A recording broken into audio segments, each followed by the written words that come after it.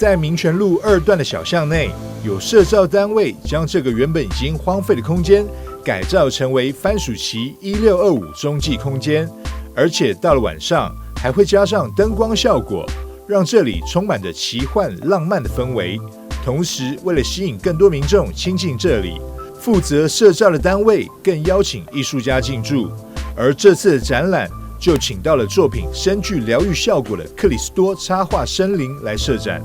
采访这天，甚至还有他的粉丝趁着来台南出差的机会，特别赶过来朝圣。因为我原本就有在追踪这个画家，然后刚好有看到 FB 到 PO 那个活动，对，然后想说，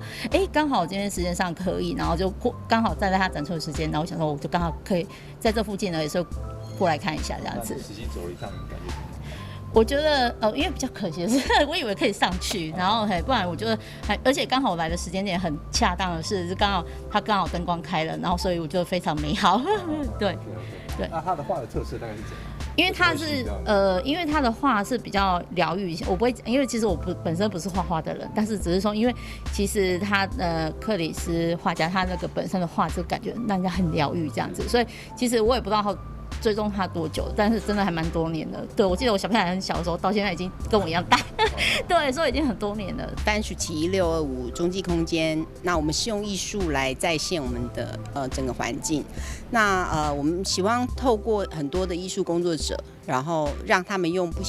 不一定是肢体的，或者是声音，或者是像绘画的方式，来呈现他们对土地的喜爱。那我们定时都会邀请很多从国际的，或是台北，或是各个其他城市过来的朋友，那一起参与我们这个活动。那我们这次邀请到的是一个网络上非常红的一个插画家，叫克里斯多插画森林的克里斯多。那他来我这边驻村了1个多月，然后他为了这个城市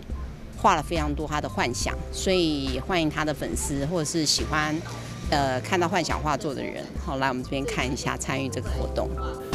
番薯旗1625特别以工程鹰架作为设计概念，因为除了可以配合不同风格的艺术家，场景随时能做调整以外，同时也能透过艺术邀请更多市民大众一起讨论都市计划发展与历史古迹存续的议题。番薯旗1625中继空间它有一个非常特别的一个身份，它是在都市计划就是未明朗之前的一个计划道路上面。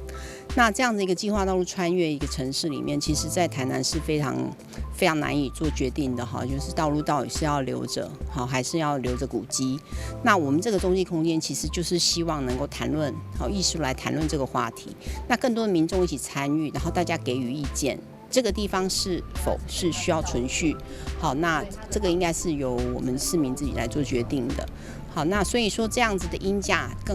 正好就符合我们第一个我们讲这个弹性，然后一个中继，因为随时有可能市政府做了一个决定，我们就会撤还。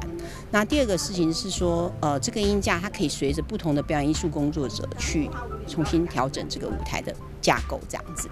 克里斯多插画森林在番薯旗1625的展览将展到10月底为止，喜爱这位艺术家的朋友千万不要错过这难得的机会。另外，展览结束后，策展单位也会将现场这些伞送给周围的邻里朋友，让艺术生活不只局限在这个基地中。